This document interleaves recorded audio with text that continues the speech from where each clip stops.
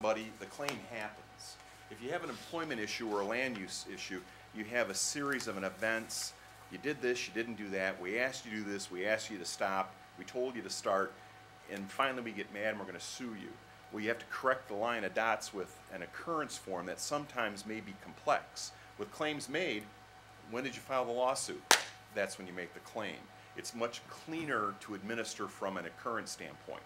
So, going forward, if you have an occurrence, and this may very likely happen, and I have this happen all the time, we had a claim and something happened here, something happened there, something happened here, Mr. Witt's going to have to send that claim to more than one insurance company.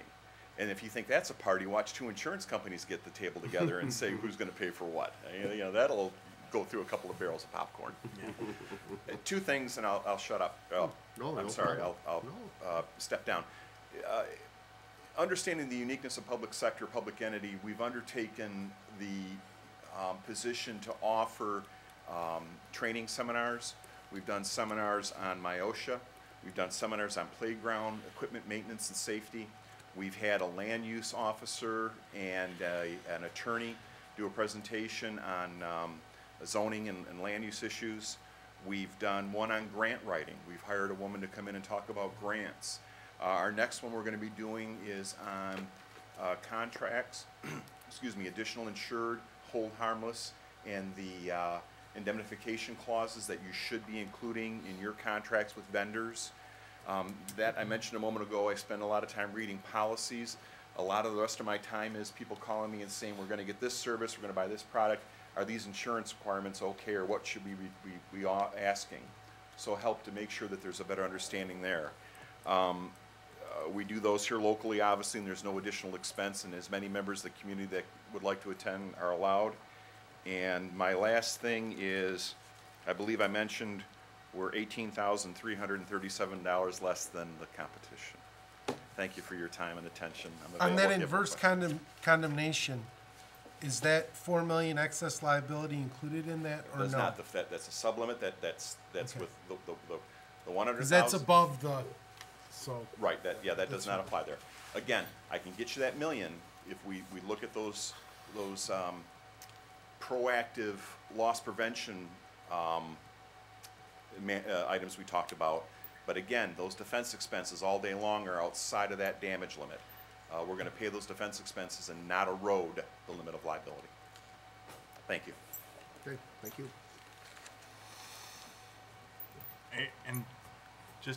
And I'm probably speaking for Mr. Spencer and myself. It's difficult to put this together, but it was actually enjoyable with both the reps that we were working with. Either product is a better product than we're in now. I mean, we were looking at it with a fine-tooth comb. I mean, either decision is a good decision by this board.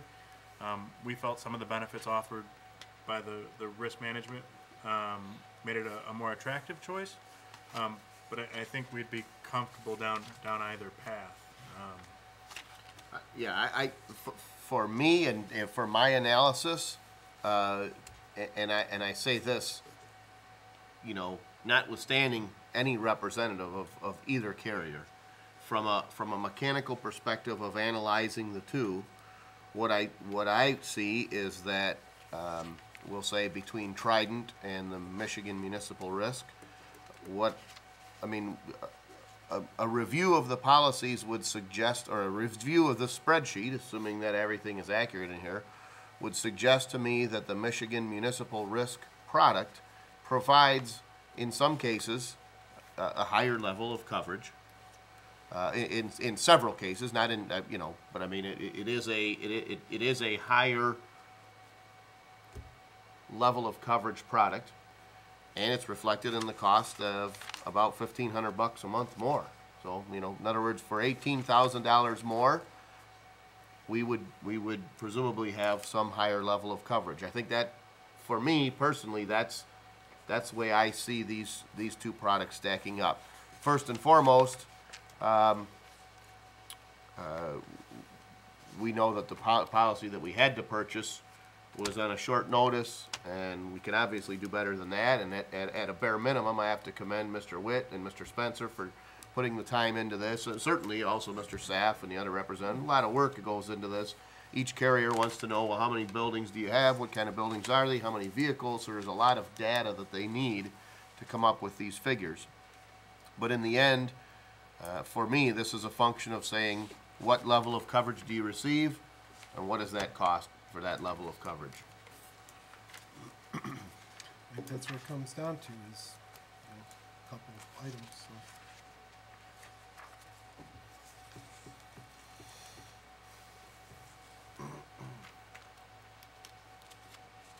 We have a lot of pump houses, Yes. an awful lot. Well, you also have been upgrading and taking care of them the last Yep. Sure. 10, yeah. 12 years. I mean, Yep. I know we're always seem to be replacing a pump here, doing a, you know, the You- the big stations, Miss- the big stew stations, we certainly maintain. I think No. Mr. Brado's looking at a property list, and Yeah. when you look at a property list, it's striking how many of those are Yes. classified as a pump house. Well, like, as I say, I can see, we have neighbors, both within the townships and within the cities that utilize both of these, carriers. So I think they're both good providers. I think, this comes down to a decision of, you know, stacking the two up against each other and, The employee dishonesty, $1 million. The county supplies a bond for me for like $40 million or something to collect the summer taxes. yeah. So,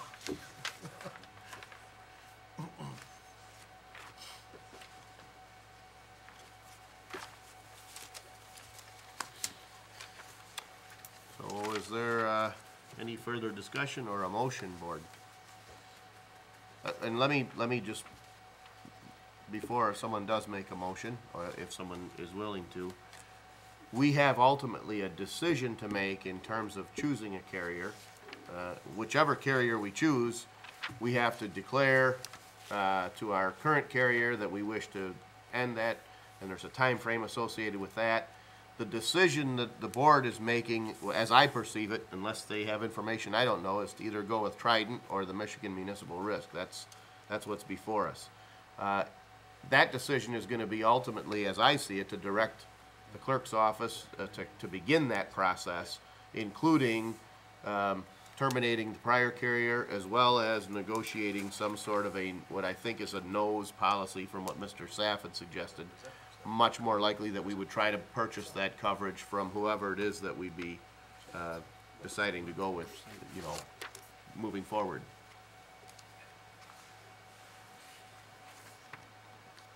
I would be very surprised if your current carrier didn't give you 90 days to make that decision, within 90 days of the cancellation of the policy. So if the board made a decision tonight to make a move effective the 15th of the month, notice goes to the carrier, then the clock starts ticking, and you've got a period of time to negotiate with them for their offering of that extended reporting period. Gotcha. Likewise, you'll be dealing with the potential replacement carrier as far as their offering.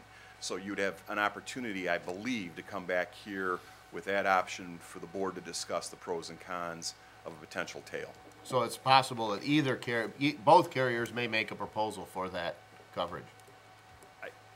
I would believe so, because I understand that the other carrier, the carrier that your current agent replaced, it wasn't a pool, that was a stock company also, so I'm fairly confident that that language is going to be similar to what is afforded in the Trident policy, because both are admitted carriers by the state. So the state is going to be reviewing those, and they're going to look very similar. Okay, good, thank you.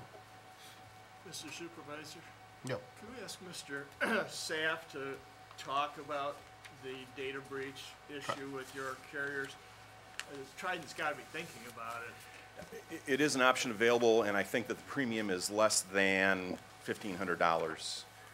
I did not include that because it was not, unfortunately, within the, What we weren't receiving it before. yeah, but it's a cost that they're including for that limit for less than, between $1,000 and $1,500 annually. And what we're looking there is a two-party coverage, and I'm sure this is very similar to what you're looking at there.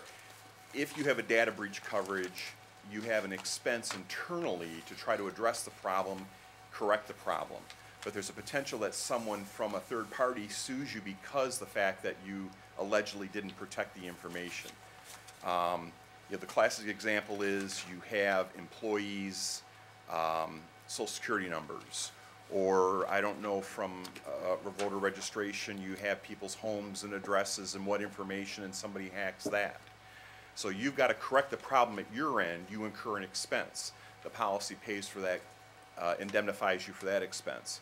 But the policy also is prepared to help you notify people that, hey, you've got an alert here. It may build in some call center help for these people to help them monitor their information, personal information, to make sure there's not a breach. There's all kinds of little bells and whistles that they include in that endorsement. Relatively new product. We presented probably about a dozen of these in the past 6 months, and I think I've sold 2. But it's a growing exposure.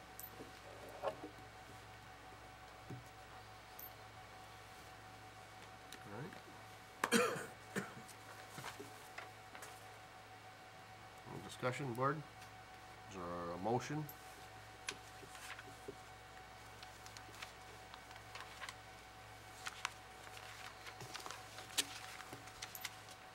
Well, since I made the recommendation to go with the MMRMA, I guess I will make a motion to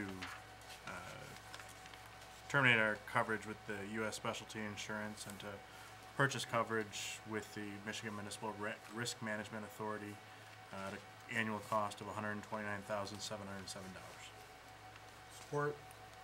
I've got a motion by Mr. Witt, with support by Mr. Tominello. We've had a fair amount of discussion, but it is possible that there's additional discussion. And just one other thing I'd like to add, I mean, we've been with the same insurance company for 25 years or so, up until they terminated our policy. But there are some communities that move a little more frequently than maybe we do. And if we're unhappy with this product for whatever reason, we got some good contacts to go to and go elsewhere if we have a bad experience. And, that could be the case. And regardless of what direction the board decides to move it. So. All right.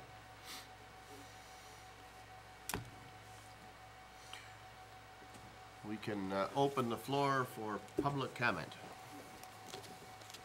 Jim Sunstack, 31698 San Juan. You've got one thing here labeled auto liability coverage. Does that include the smart buses in that area? It does include it. So, because you carry a lot more liability driving around with 6 or 8 people inside a bus than one employee riding in a car or something. So the $1 million is for whatever happens to a bus too, that $1 million coverage, plus the excess or whatever. Right. So the personal injury protection, that says statutory, what is that dollar amount? Yeah, please, yep. I thought you'd said it was unlimited in some cases. The statutory coverage is defined as personal injury protection and property protection. Our coverage is commonly known as no fault. And this is where you get your medical payments and your lost wages for an injured qualifying person. And with your smart buses, the most obvious person would be an individual resident who doesn't have a car. And this is the reason that they're calling the buses, because they need the transportation. So you've got a senior that lives by themselves and they don't have their own automobile policy, therefore they don't have a no-fault policy. So if they're in your bus and they're injured, they're going to collect their medical, their rehabilitation under your personal injury protection coverage.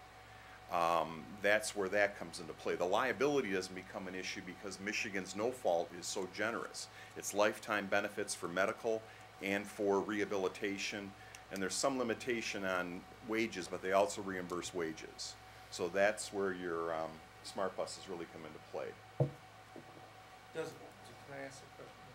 So what would happen if you had a crash on January 2nd and it started approaching these limits? Does that limit restart? after Yeah, the there's no aggregate on the automobile.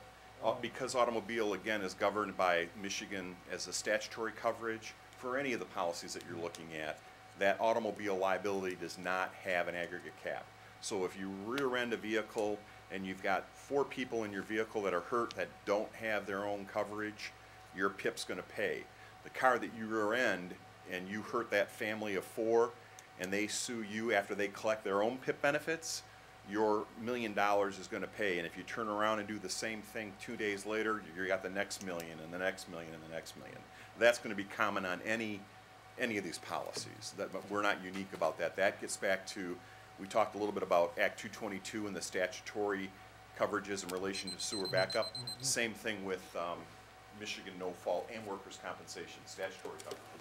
Okay. And Good Steve, information. And Steve, thanks for using up Jim's time. That was good. No, if you had something else, I was. Oh, well, you didn't mind, Jeff. No, that's good information. I No, never knew it's, that about it's that. excellent This- information. You know, I never quite understood the no fault and then how you're getting Yeah, sued. that's that you whole know, back, conversation with and reform. And I'm paying $200 a month in statutory recruitment for the, we won't get into that. That's a sore subject. No, that's good. Good information. All right, seeing no other public comment, we'll close the floor for public comment, move back to board comment. Board members?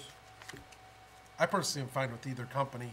Sure. If we went with Nickel and Saf, I would say that with the, in the crime coverage of money and securities, I believe that would cover me if I was going to the bank or one of my, myself or the deputy.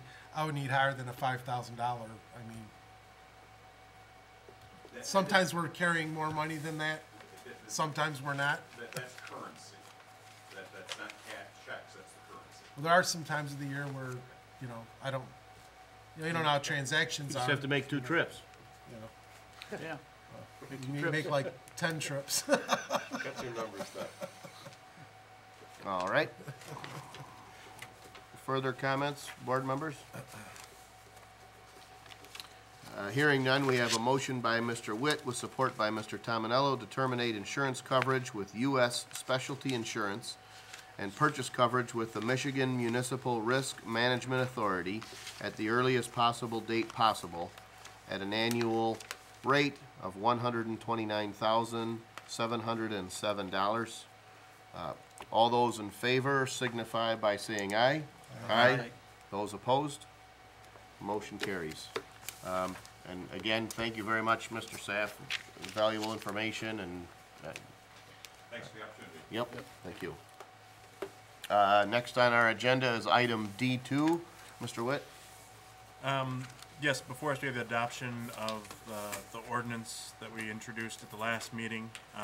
This would change our existing ordinance to give the animal control officer from Macomb County authority to enforce the provisions and articles of our ordinance, including pet limits, nuisance animals, animals prohibited, barking dogs. As we discussed at the last meeting, there's really no change in how this we're operating. We refer things to the animal control officer on a regular basis, but it's through that where the animal control officer, through the communities in Macomb County, has said, yeah, you guys have been doing that, but I'm not 100% sure I have clear legal authority to do that, so if you change your ordinance this way, I'd be able to do that for you and have a better legal standing, so. Yeah, this ordinance revision is ultimately based on a request from the county's animal control department and officers. So, is there a motion? Excuse me. Supervisor, I'll make a motion to read in for a second time, I believe. Adopt. To To adopt. adopt the ordinance, number 385, to amend chapter 14, article 2 and 3. Provide authority to Macomb County Animal Control Officer to enforce the provisions of articles and to issue misdemeanor appearance tickets pertaining to animals in the township for repealer, severability, penalties, and effective date, and to publish a notice of adoption at the Charter Township of Harrison, and that the full text may be reviewed in the clerk's office during normal business hours, 8 a.m. to 4:30 p.m. Monday through Friday. That just rolls off the tongue. Thank you for making that motion. Is there support? Support. Oh, Here we go. we got a support by Mr. Caprow.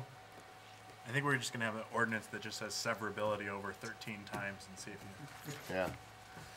Yeah. Discussion, board members? Hearing none, we'll open up the floor for public comment.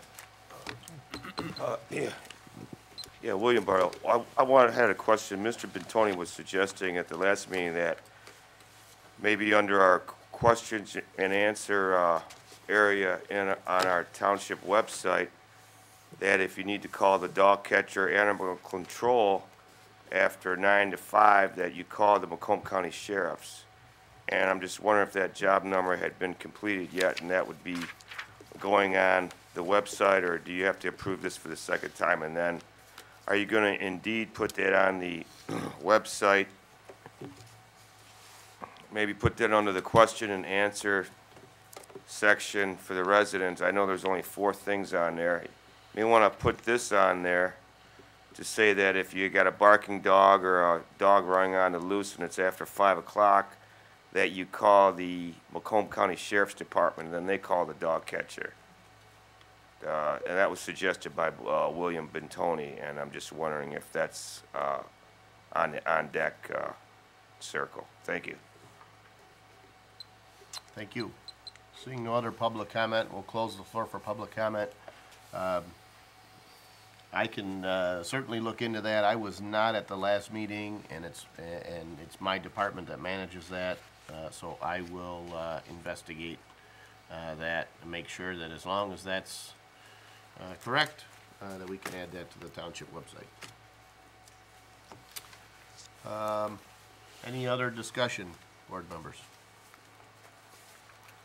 Hearing none, we've got a motion by Mr. Tominello with support by Mr. Caprow, and I'll paraphrase, to adopt ordinance number 385 to amend Chapter 14, Article 2 and 3, to provide authority for a Macomb County Animal Control Officer to enforce the provisions of the articles, and to issue misdemeanor appearance tickets pertaining to animals in the township. Mr. Witt, will you please take a roll call? Yes, Mr. Tominello? Yes. Mr. Caprow? Yes. Mr. Batanti? Yes. Mr. Brado? Yes. Mr. Witt? I'm sorry, Yes. Mr. York. Yes. Mr. Witt, yes. Mr. Burkett. Yes, thank you. Sorry, Darren. No problem. Next on the agenda, item E1, board members, with the current staffing and condition of our bus drivers, our senior activities coordinator had suggested that we might do good to add an additional driver to the part-time pool of drivers. We've reviewed the application of a Miss Dawn Jessen, and we've considering her for the Spark bus driver. She drives for the L'Anse Creuse Public School District. She holds a CDL Class B certification. You can see from her resume that she's worked as a driver in other communities, and based on her qualifications, the recommendation is to hire Miss Dawn Jessen. Make a motion to hire Ms. Dawn Jessen as a part-time driver for Smart Bus at a rate of $11 per hour with no benefits. Support. We've got a motion by Mr. York with support by Mr. Brado. Discussion, board members? Just one question. This is just an additional employee in a pool, so it doesn't really add to expense. It just spreads out the hours among more That's people. correct. Yeah, we won't drive any additional hours as a result of this hire, but in the event that, say, a bus driver might have a health issue or an inability to serve on a particular day, Ms. Jessen would be one additional driver in that rotation. Great, thank you. All right. Further discussion? Hearing none and seeing no public comment, all those in favor signify by saying aye. Aye. Aye. Those opposed, motion carries. All right. Next on our agenda is item E2. Board members, this is regarding our 2015 budget. As you may recall, at the end of 2014, we adopted a budget for 2015 and in which there was a lengthy amount of discussion about what the 2015 budget would look like, specifically with our fire department. And as you may recall, we were really nearing the end of an Act 312 arbitration case with the fire department, which the results of which have a huge impact on the cost of labor. And as you may know from this budget, the vast majority of the cost of the operation of the fire department, as with most departments, is the cost of labor.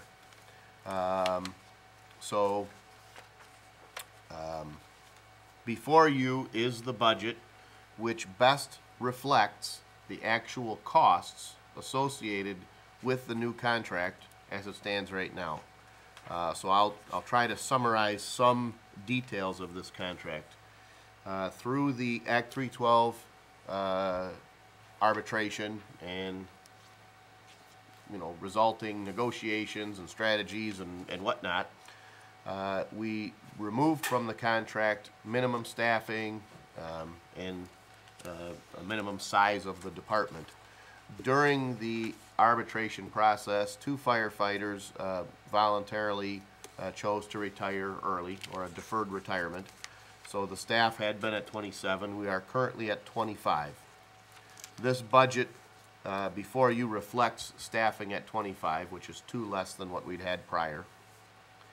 So that's one number that I think is a significant, or one component of this.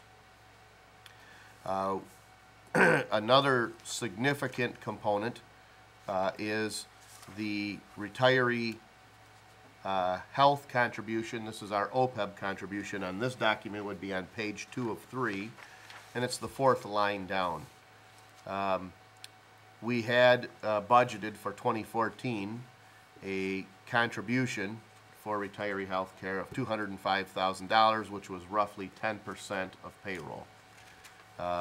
We do not have included for 2015 that retiree health care contribution. So that's a significant number, I guess, in the budget.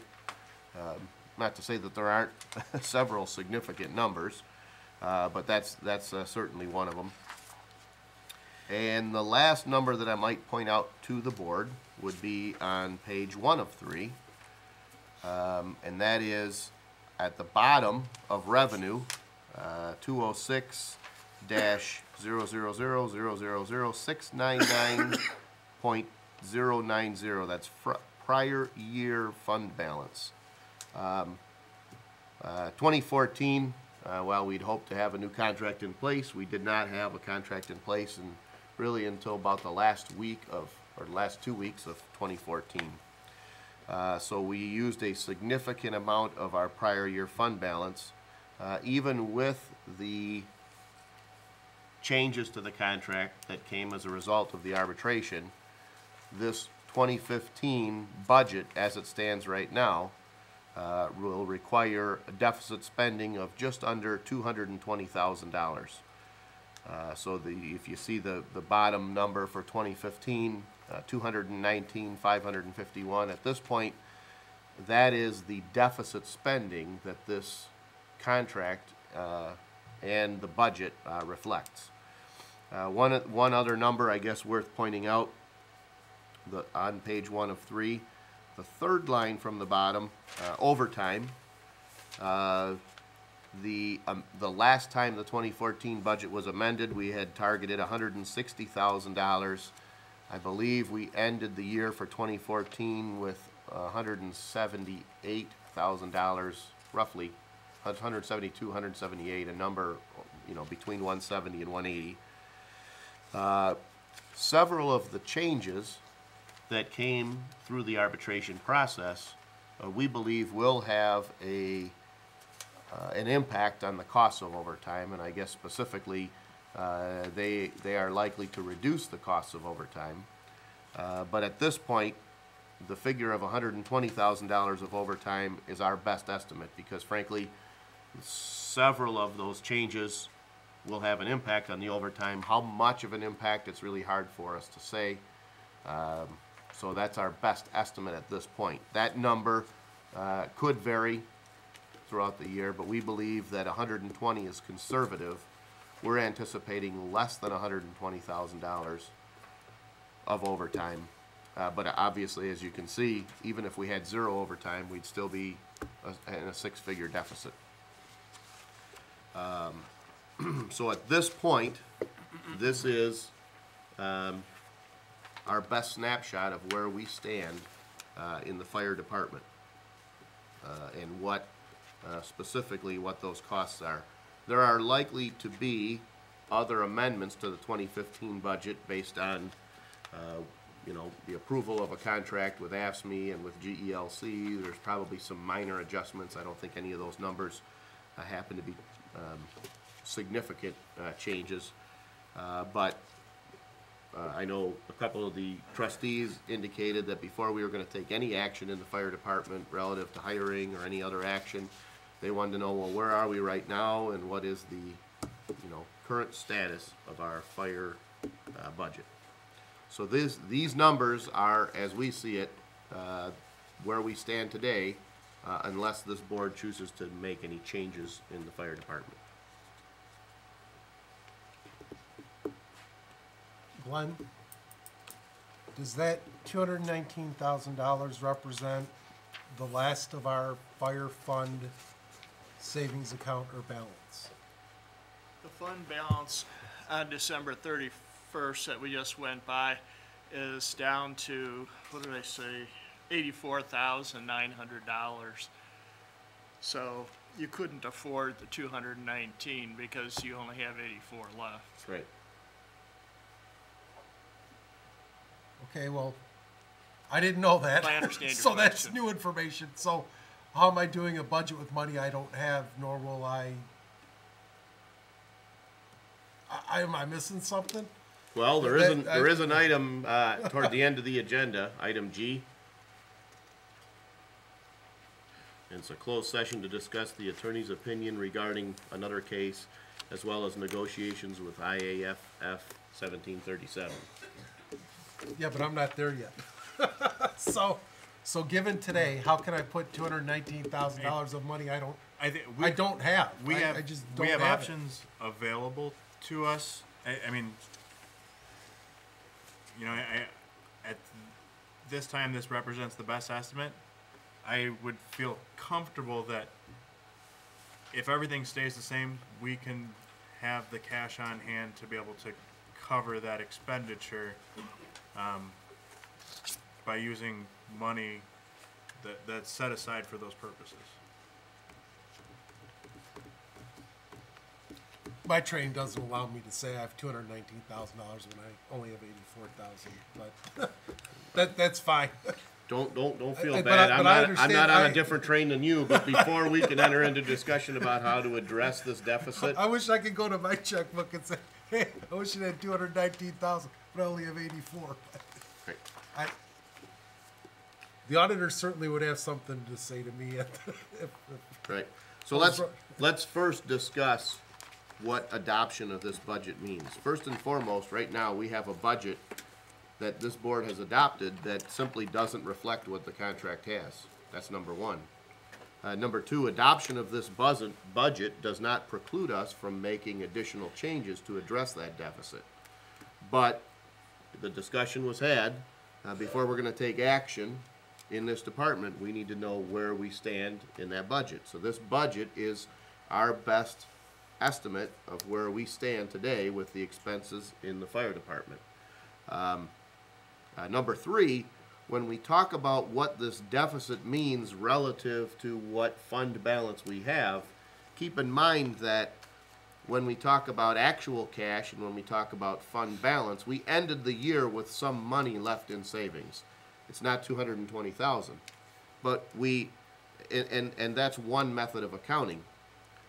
On December 1st, we began to collect our taxes for 2015, which included the fire department millage, which is by and large the largest percent. So when we think about the 219 and the 84, we're not saying that we're going to run out of money tomorrow. I think the discussion's been had. I think Mr. York has said at several meetings, at this point, we're looking at running out of money in the fire budget somewhere toward the latter months of the year. So literally, for 2015, the board has approved a millage rate of 5.5435 mils. We've sent out bills December 1st collecting that money. That money has by and large come in for 2015 because the last time they were due at the treasurer's office was, I think, March 2nd. There's probably some amount to still be collected, as there is every year. But there's action that I believe this board needs to take to address this problem. But we first have to adopt what the current budget is. I can't present to this board a budget that shows something different than this unless we violate the contract or the board approves changes that haven't been approved to date. So there's a need for us to have that discussion, but first and foremost, what we have before you is the best estimate of looking through the budget and assembling what our costs will be for 2015 if we make no changes. I'd like to ask a question. Sure. I understand what you're saying. We have a budget, we've already approved a budget Yes, sir. that did, and I'm the one that asked about the impacts of negotiations and the revised figures, which is being presented now. Correct. But we're also saying, and I'm really just asking this. Sure. We're also saying that there are other discussions that need to be held about this. Mhm. Then what I would ask is, what is the impact of leaving the budget as it exists today, treating this as additional information from which to have those discussions? I mean. Yep, I can answer that. Okay, Because right now, I have a budget that shows we don't have a problem. I see. I believe we have a problem. If the board thinks this budget is false, then they need to let me know. But otherwise, they need to adopt this budget, and then I have a problem. I guess I would say that and I understand your point, so that we don't confuse the adopting of a budget with the acceptance of the condition of that budget. Correct. Correct. Okay. But the problem is I can't address a problem that doesn't exist. This is what we believe to be a snapshot. When the board adopts this budget, that's the budget. Now I got a problem. Okay. And then I can say, well, how are we going to address this problem? I can't address the problem that doesn't Right. exist. Just didn't want to confuse approving a budget with accepting this as a final condition. Nope. I believe me. I'm It I'm with can't be you. the final condition. right. Yeah, by law. Great, okay. Well, given that information, I think back when we were discussing the budget, these are items that I think I had mentioned, take the two people out, and, you know, you can always take the retiree health care out, you know, that contribution, which gets you closer. I think we were 600 and, number that sticks in my mind is 658. It might be a little lower, 638, somewhere in there, which is what we had for I believe the number was just annual contract savings, I believe it was, or proposed contract savings. But, you know, if we're gonna, and I get we're in a deficit and this and that, and I guess, you know, do we want to take the 205 out right now? If you look to the left, Right. Mr. York, it has not been put aside. Well, Go to the left, the column left, it shows actual. Actual. To date, that contribution has not been made. the 2014 amended 205. Yeah, It's budgeted. it's Okay. budgeted. It has Right, not I was been just made. using these numbers from Yeah, last no, year, I- looking That's why I to just. this year, Yep, right? but So- and it hasn't changed since that November date. That contribution has not been made. Wow. Because So are you asking if it should be reflected in the 2015 Okay, budget? never mind then. Never mind. And I think that's a problem too, that we're not contributing anything to that, but I mean, we've had that discussion. I think we can all agree that's a huge liability. And, now. and I mean, you know, every year, I mean, the auditor's gonna come in with another number this year, something astronomical, but what's gonna happen next year, I don't know if Ken was at the meeting, Gatsby's coming out with, it might even happen this year somewhat, but that liability is now gonna be reflected on our books. Which it wasn't in the past, but Gatsby's coming out and saying it now is going to impact our bond ratings and things of that nature. We have been doing that portion of the reporting, but it didn't have to be reflected on our sheets per se. We're gonna have to reflect it as a true cost on our our unfunded liabilities, on our pension, and our the group retiree health contribution, and I don't know how you could ever catch up on that, but just try and do a little at a time, I guess, and as much as you can. But all right. I guess, I'll make a motion to adopt to approve the budget amendments as presented. Okay, we've got a motion by Mr. Witt to adopt the amendments to the budget. Is there support? Support.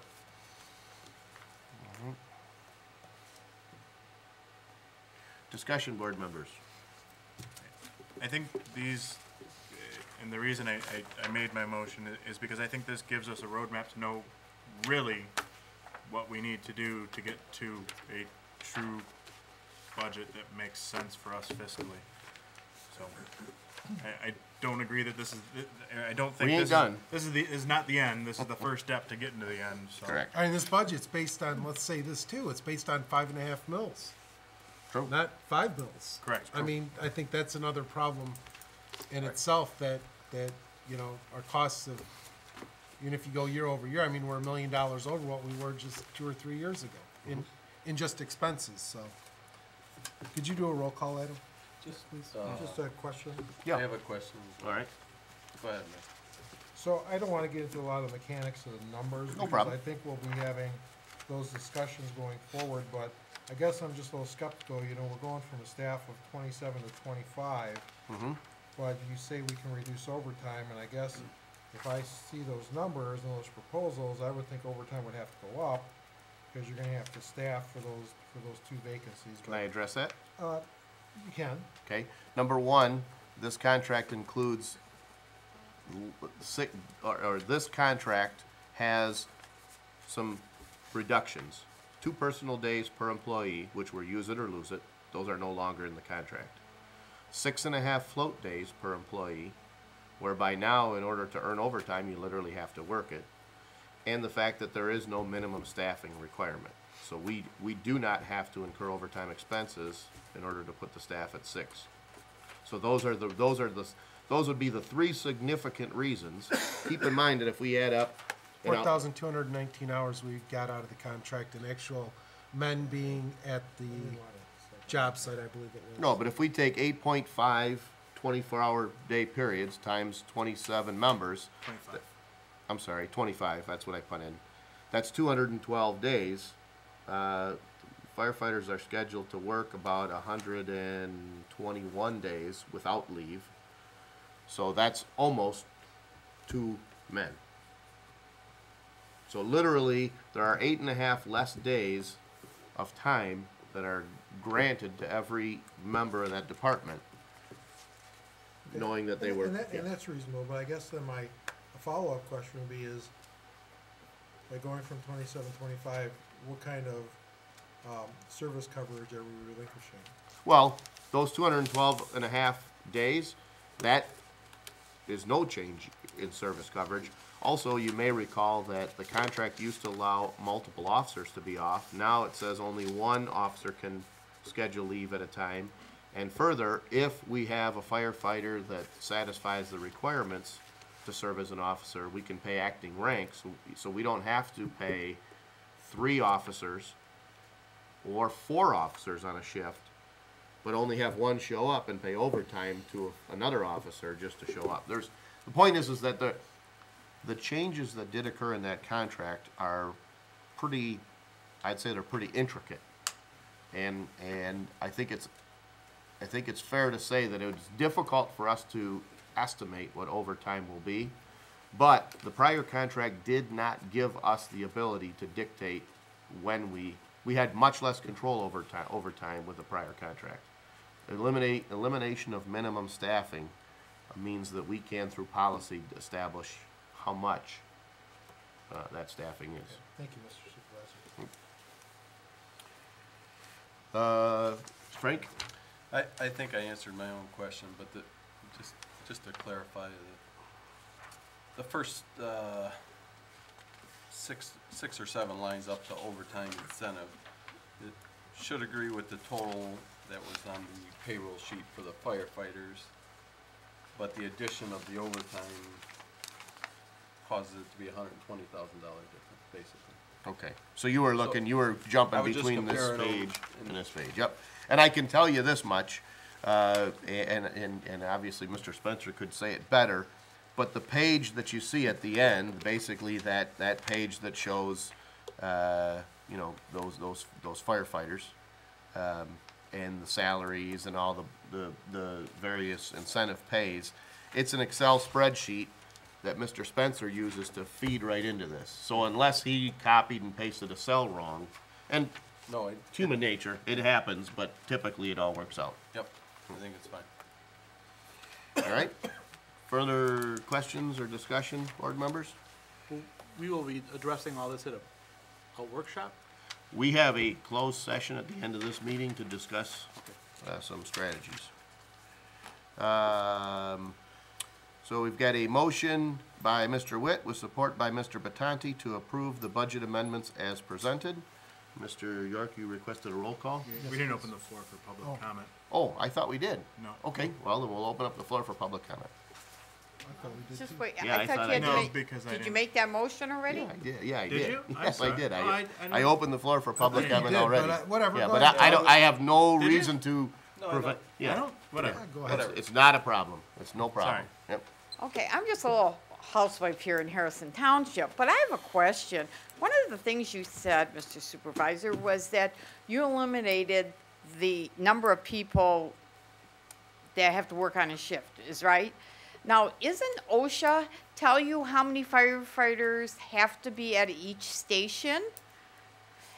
My other question is, God forbid, anything should happen to any of those firefighters, are you gonna ask them to work 7 days a week, 4 weeks out of the month with no time off? Because if you have the minimum number, and you're saying right now the minimum number, I'm just throwing it out there, I don't know what it is, 4 or 5 per station, okay? One of them gets hurt. So in other words, we're supposed to have 5 in there because of I'm just saying, I don't know what OSHA says, but I'm pretty sure OSHA tells you there's got to be a number of people there, because that was brought up years ago at another budget meeting that you had to have so many firefighters per station. Now, if you're saying you have 5 now and you eliminated 2 of them because they retired and so you're not going to replace them, and one gets hurt, what happens? You're going to have another, you're going to call someone in to take his place because OSHA says you have to have 5. Now you have 4, so you're going to have one in there. That's going to be overtime. How can you not say you're going to just eliminate almost all the overtime when you never know what's going to happen? Someone could get hurt, somebody could get sick. We're not all mules here. We're human beings. I mean, people get sick, people got to go on vacations, there's a lot of things that go in there. How can you say you're going to eliminate just about all the overtime with that? I mean, I really would like to know how many officers or firefighters, sorry about that, guys, have to be on every shift in each fire station, and how many do we have? Thank you. Thank you.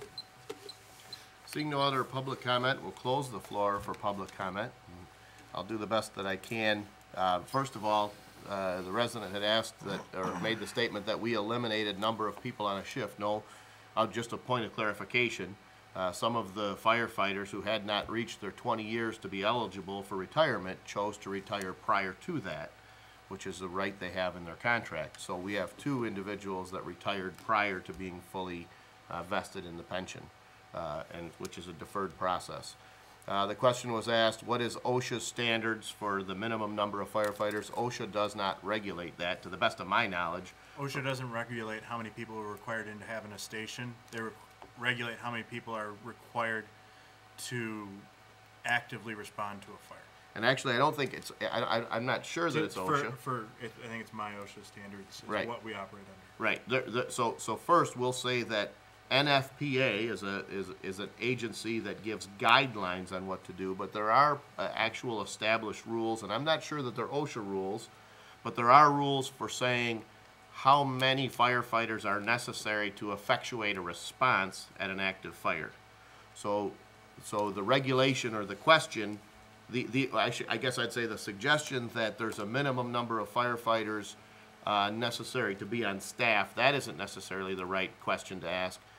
And I think you could point to some communities that might have on-call firefighters. So in some communities, nobody's on staff, and that's how some communities might be staffed, or they might have a minimum number as well as on-call members. So there isn't a law that's saying that at any given time you have to have this many members in a station. Now, if firefighter Smith is going to go on a ladder to change a smoke detector, there has to be a minimum number of people to do certain tasks around the fire station. You can't have, one person working and doing certain tasks. Completely different story there. I don't think that's where you were going. So there are guidelines on how many. I can certainly answer this question. We have historically had 27 members, which meant 9 men on 3 different platoons, or 9 firefighters across 3 platoons. But the minimum staffing has historically been 6. That was in the contract, so that we would incur overtime costs once we were paying 9 but couldn't get 6 to show up for various types of leaves. That's removed from the contract. It does not violate any law. So in response to your question, do we have 1 or 2 firefighters? No.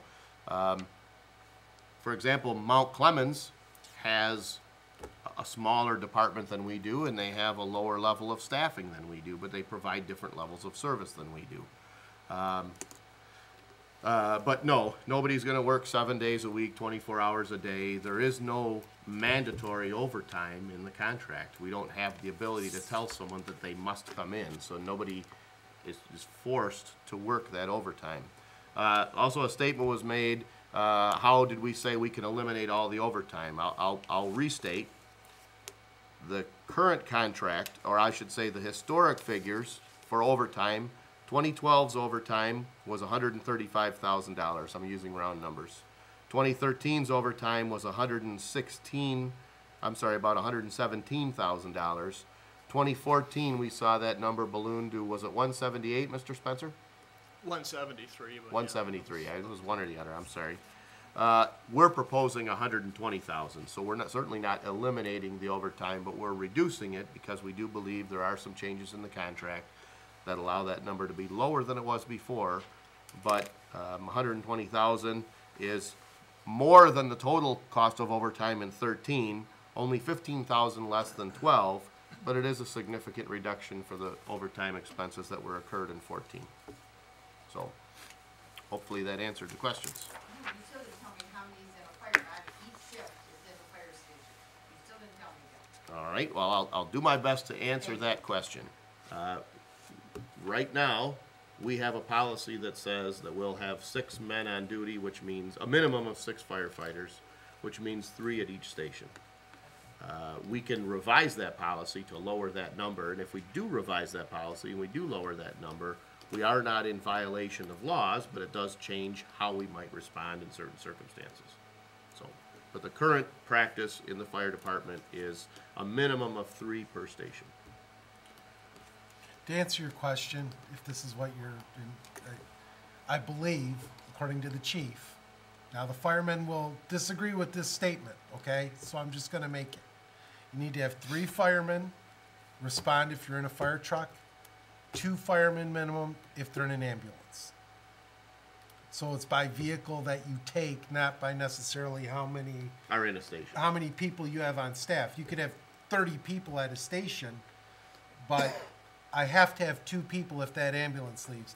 I have to have a minimum of 3 people on a fire truck if it leaves. Yeah, actually, I'm not sure about the 3, but okay. yeah. All right. So the subset of that is I can have 2 men on the fire truck and 1 in the other vehicle, but when they get to the scene, they have to have 3 people to actually get the hoses out and I think it's to douse the fire. If that answers Yeah. your question. Yeah, hold on. We're not gonna. We did open up for public comment. We did our best to answer, but we're not going to engage in debate back and forth. Well, But it's a little bit more complicated issue, so I think it is a lot trying more to- complicated just than that. trying to, And to the extent that we did try to answer the residents' questions, but perhaps after the meeting or at some other time, we can do a better job. it's very complicated. Yep. Any other discussion, board? Hearing none, we have a motion by Mr. Witt with support by Mr. Batanti to approve the 2015 budget amendments as presented. Mr. York, you ask for a roll call. Yes, please. Mr. Witt? Mr. Witt, yes. Mr. Batanti? Yes. Mr. Brado? Yes. Mr. Capral? Yes. Mr. Tominello? Yes. Mr. York? No. Mr. Verkast? Yes. All right, thank you, board. Next, item E3, approval of Wade Trim's proposal to provide planning services for development plan. Board members, oh gosh, it was more than a year ago, I guess, but when we were awarded the Coastal Zone Management Grant for the waterfront redevelopment study, we were informed by Wade Trim that the grant could not be used to actually form the Downtown Development Authority.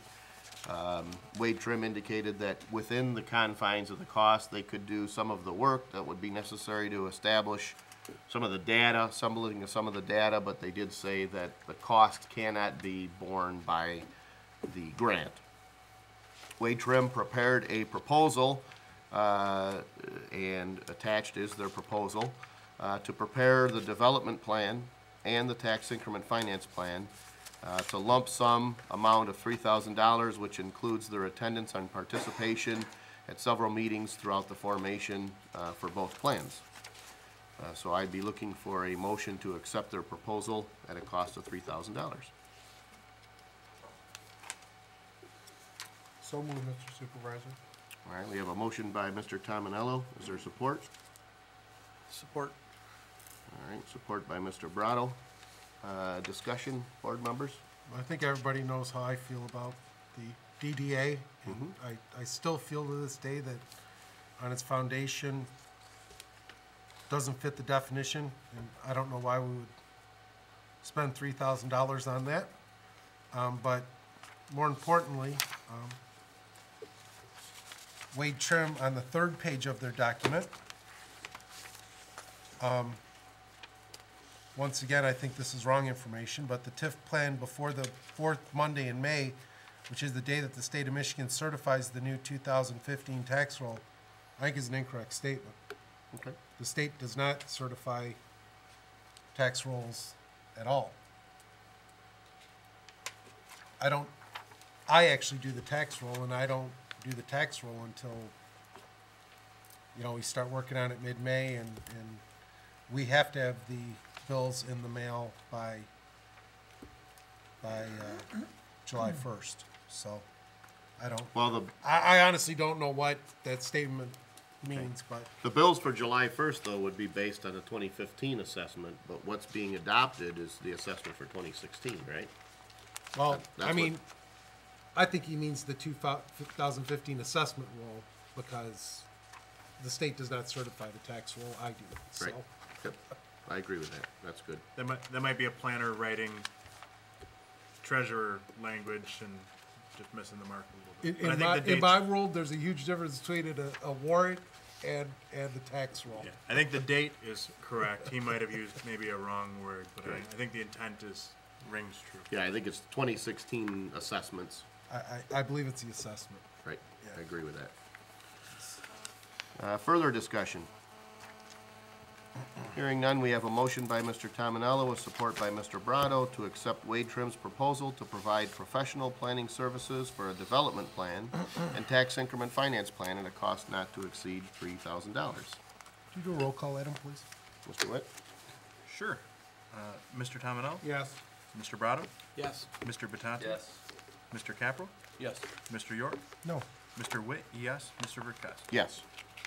Thank you, Board. Next on our agenda is public comments. After that, we have a closed session to discuss the attorney's opinion regarding the Aaron Hardcastle employment arbitration decision and negotiations with IAFF 1737. William Bardell, 18-year resident. So my question is, real quick, So next week, you're gonna bring the document to the board members to look at for the DNR's application for the grant for the acquisition of land to expand the Clinton River cutoff site, so everybody can look at it. Am I correct in that? That's my first question.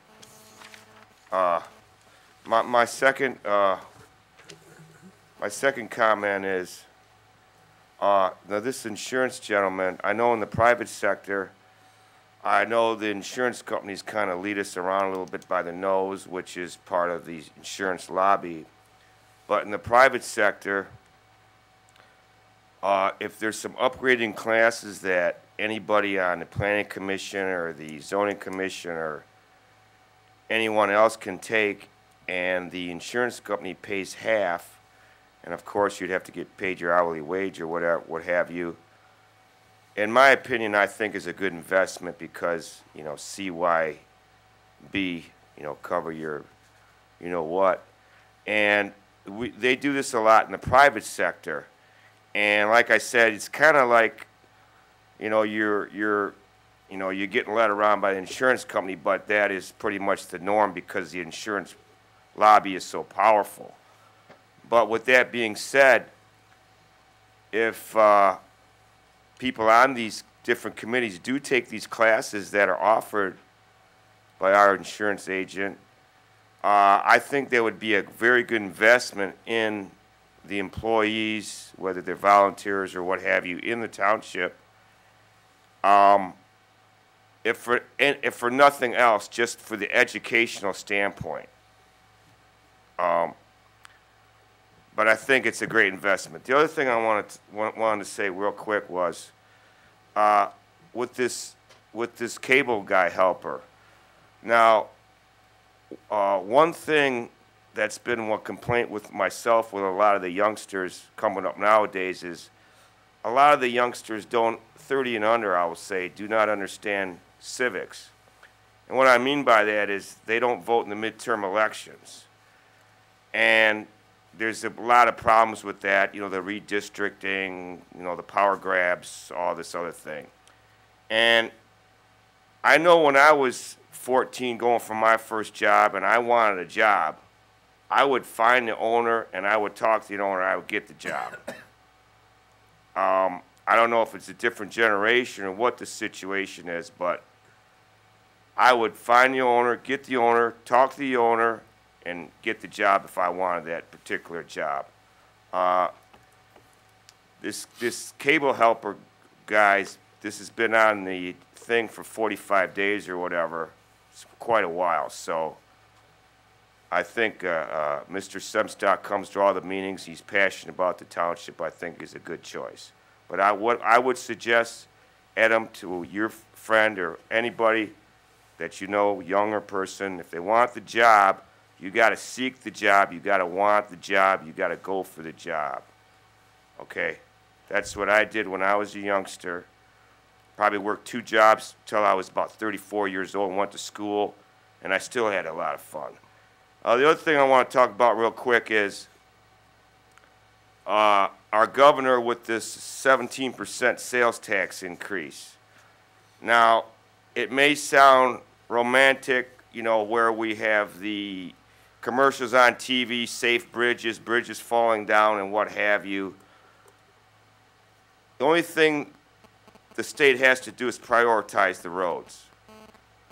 You can do a cost-benefit analysis and make out a algebraic equation and figure out what the proper tax would be on the gas and not punish people for driving more fuel-efficient cars. The second thing you could do, and that's on the gas pump side of it. That's not a sales tax increase. That's even though it's 1 penny, it's 17% increase. It's 16.6% increase in the sales tax that everybody's going to pay for. What they need to do is prioritize the roads, lighten the weight per axle. If you want, just as a layman's way, take the 50 states, what's the ratio per axle, divide that by 50, and you're right in the middle. And that's what you would do on that. prioritize the road. A 17% sales tax increase, 16.6, is not the answer for the roads. Thank you. Thank you. The real reason I came down for this meeting is I couldn't make it for when you talked about the DNR site over there. None of you were on this board, and probably none of you paid attention what happened when that DNR site was proposed. First of all, that land next to the DNR site, that extra little piece of land, if you go back and read what they said they would never use it. Never use it. They use it all the time. Second of all, Mr. Supervisor, no disrespect, but you said they have to come before you. They didn't come the last time, and they're not going to come again. They are the federal government. They can do whatever they want, and we were told that. They're the federal government. They don't have to come. Okay? When they made that site the last time, they put up what they wanted. They have a light there. Half of the time, you're sitting on Ballard, and you're waiting, and you're waiting, and you're waiting. We can't even get a bus through before that light turns red again. I'm telling you, we have called, not just me, I have called the road commission and asked them to look at that light. No one ever comes out. The part on Ballard, you can't get, and especially when you have meetings or people are coming down Ballard, if you got 2 or 3 cars there, you're sitting there because they don't do that light. But again, getting back to the DNR site, they're going to do what they want to. If you're going for a grant and they came and asked you permission for this grant, you don't tell me they don't know what they're going to do. Nobody asks for a grant without knowing what they're going to do with the grant. That's part of the application for a grant. You have to know what you're going to do with the money. So please don't, I mean, some people might listen to that, but most of us know that when you go for a grant, you have to tell them what you're doing with the money. I would like to know what they're doing for that money. And second of all, it'd be very nice if you tell the people in that neighborhood what they're planning to add more to it. Okay? The other thing I came here for is this snow's gone. We probably won't get any more. Let's hope we're not getting any more. I have came for years and asked you. I was told that you have in the works for a sidewalk, okay, to be cleaned. When I came to you and asked you about certain sidewalks being cleaned, you told me, when I asked you to call the different people that own those sidewalks, you told me to go to the people. Well, I did. McDonald's told me, and I'm going to tell you what they told me, it belongs to the road commission. So I went to the road commission. The road commission told me it's your sidewalks. They build that sidewalk, they turn them over to you to be cleaned. Okay? Then I went to Mariners Point and asked them why the sidewalk between, they stop at a certain part. They told me McDonald's owned it. McDonald's telling me they're not owning it. So who owns it? The property from 16 Mile Road to the Banks property. I've asked you and asked you and asked you to please have that cleaned. The snow is almost gone over there now. It doesn't, you don't shovel. Nobody shovels. People are walking this high because they come by with the shovels, the dump trucks, they push all the snow on this, where people walk across the street. You can't get across without climbing that high. Again, I asked the road commission, who cleans that? They told me it's your job to have it cleaned. Not yours personally, understand me. Harrison Township, they tell me when they build sidewalks, they're turned over to you. You have to maintain them. Again, you had the guy come down the bike path. At 16 Mile Road, he didn't care to go across. Now, we have children that walk home, walk from school. They're walking in the street. We have seniors. And the one lady that I know, her name is Tina. She lives in Hapa. She has a motorized wheelchair. She comes down Ballard because she can't get all the way down to 16. She can't cross us over, and she can't get to the bank. Now she's going onto the street. Why? Why do we have this? You put up sidewalks, you have them, you make the bike path, you tell people put sidewalks in. Go down Jefferson. Go down, first of all, just take Crocker, go down. You can't go all the way to Jefferson because people don't clean that sidewalk off. Now turn on Jefferson. You can go right now, go on Jefferson. You cannot get down Jefferson because they take the snow from their parking lots and dump it on the sidewalks. Why? I have asked you to please contact these people. You tell me to do it. That's not my job. They're not going to listen to me. They're going to listen to you. So before we get any more snow, if you're doing that sidewalk, please tell them all the way to the street. Clean the curbs. If that's on your lot, clean it. You want homeowners to clean the sidewalk, have our businesses. The business, everybody doesn't have a car. And I know from experience, I drive the bus here. I see these seniors and the handicap and I walk home from work. I'm sorry, yes I do, and there's other people that walk. You see them walking all the time. If not, we wouldn't have all these paths in the snow. And I'm sorry for bothering you about this again, but I'm really, really tired of having to walk in the streets because I can't use the sidewalks that we have here. You have a gentleman that has a house right on the corner of a town hall and Crocker. Never cleans that sidewalk, never. The gentleman that lives on, forgot that first street, he owns the property behind there. He can drive right in there, but he doesn't clean the sidewalk. Nobody on those streets are cleaning the sidewalks. So the bank does, HEPA does, the couple apartment buildings do, but again, your main businesses, they want our business and you want the safety of our citizens, please do something about it. And it's not my job to do it, and it's no disrespect, but you asked me to do it, I did it, and you know what they told me? Because they're not gonna listen to me. Thank you. Seeing no other public comment, we'll close the floor for public comment and move back to board comment. I'll try to answer the questions the best I can. The first resident had asked for a confirmation that we would request the grant application from the DNR. And yes, I put that on my list of things to do. We'll ask them for a copy of their grant application. If it is not complete, then I'll ask them for their prototype or whatever it is that they have. So to that extent, we will ask for that. There was a comment made in regards to classes for Planning Commission and ZBA members. Currently, the township offers classes to the Planning Commission and ZBA members.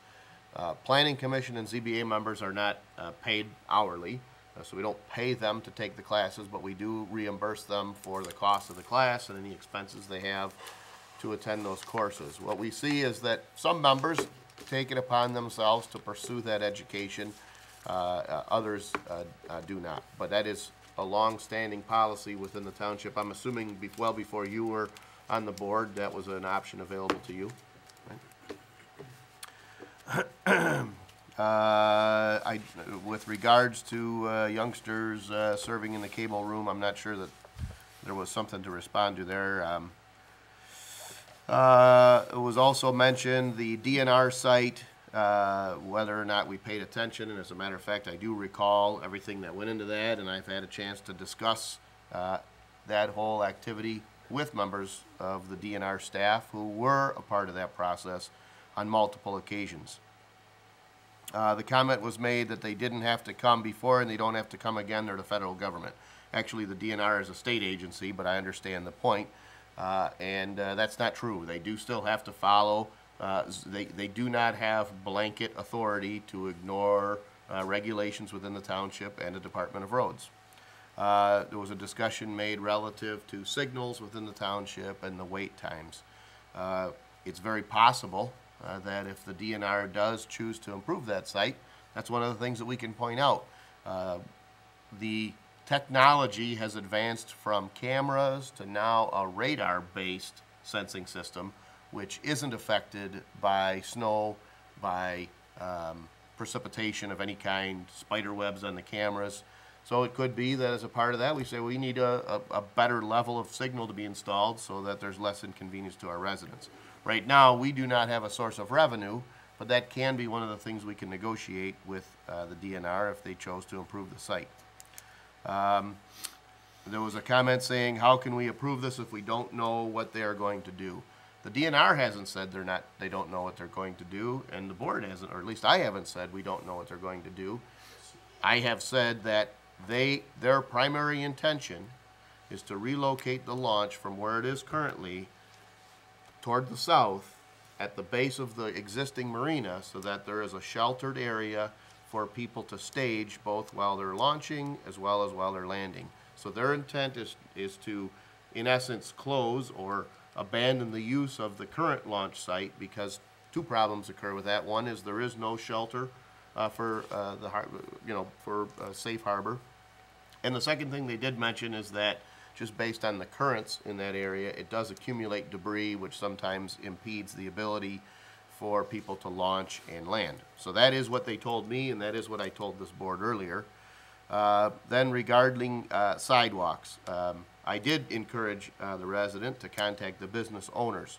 Now, I find it interesting that by the residents' own admission and by our own common knowledge, some businesses choose to clear the sidewalks in front of their business while others do not. Now, I haven't made Mariners Point or Flagstar clear the sidewalks because of one main reason. I don't have any authority to make them clear sidewalks. We don't have an ordinance by which I can force them to clear a sidewalk. Then let's get that ordinance and get it done. And I know that Mr. Tominello has requested that, and Planning Commission is addressing that. I saw it in its most recent correspondence. I think it was reflected in the minutes of your last meeting. But without an ordinance, we simply can't go to a resident or a business owner and demand that they clear the sidewalks. We do not have that authority. Now, please, I'm doing the best I can to answer your questions, but I'm not going to engage in debate. McDonald's says that the property is owned by the Department of Roads, and that's true. The right-of-way from the private property line, once you cross that, you're on county property. The county says that it's the township's responsibility. It is not the township's responsibility to clear the sidewalks, but the township has the authority. If we chose to, we could hire a company to clear every sidewalk in the township. We could establish a sidewalk tax and charge everybody the cost to clear sidewalks. But at this point, this board hasn't suggested that they want to incur that cost. Another option we can do is we can adopt an ordinance that requires people to clear their sidewalks, and if they don't, then we can ticket them or force that. Or if the ordinance happened to be, and some communities do this, say if you don't clear it by a certain time, we'll clear it for you, and we're going to charge you similar to what we do when grass is too high. So that's one way the ordinance could be written. Without that ordinance, we simply cannot force a business to do it. The suggestion that I made to the resident was, in many cases, businesses are responsive to their customers, and when customers complain saying, how come I can walk all the way down this stretch, but when I get right in front of McDonald's, the sidewalk isn't cleared? At some point, that business owner may choose, just like the rest of the business owners, such as Mariners Point or Flagstar or any of several other businesses, they may choose to hire someone or arrange to have someone on their staff or a contractor clear that sidewalk. But until we have an ordinance where we can force that, we cannot make them clear the sidewalk. So to the extent that I encourage people who are dissatisfied with the service they get from a business, yeah, go in and say, gee whiz, I wish you'd clear the sidewalk. I think if enough people all went to, if every customer of McDonald's for the month of January said, we sure wish you'd clear the sidewalk, I got a feeling by the end of the month they would hire a company to clear that sidewalk. Not that McDonald's. Well, Not that one. well, I don't know that. My point is The that. worst McDonald's in the world. Well, Not that one. I can't say that. My point is that I think in many cases, businesses are responsive to the requests of their customers. But to the extent that I have some hammer available to me, I'm merely trying to explain that I cannot force it without an ordinance. But knowing that Planning Commission's working on it, and hopefully we won't have to worry about it for a few months, let's hope that we're able to adopt such an ordinance prior to next year's snowfall, and hopefully it won't be a problem. If I may say something about the McDonald's, and their sidewalk. The McDonald's is gonna start doing their snow once they get sued because somebody takes a trip and fall and they realize that that sidewalk out in front is actually covered under their insurance, much like the reason why, there's only one reason I do my sidewalk in front of my house is because people that are walking their dogs, if I don't clear that and they're slip and fall, I get sued. It's just common sense. You just have to care, that's all. It's not that complicated. But there is, It's not but that there is a complicated. legal issue there that if somebody is walking and they slip because you didn't take care of it, you're liable. They can't give you french fries when you order them, so they're not gonna go that deep into the contract, so. Are there any other comments before we might consider entering into closed session? Hearing none, I'd be looking for a motion to enter into closed session to discuss the attorney's opinion regarding the Aaron Hardcastle employment arbitration decision and negotiations with IAFF 1737. We have a motion by Mr. Tominello. Is there support? Support. Support by Mr. Caprell. A discussion? Hearing none and seeing no public comment, Mr. Witt, will you please take the roll call? Yes, Mr. Tominello? Yes. Mr. Caprell? Yes. Mr. Batanti? Yes. Mr. Brado? Yes. Mr. York? Yes. Mr. Witt, yes. Mr. Verkest? Yes. Thank you. So they can't get their fries right?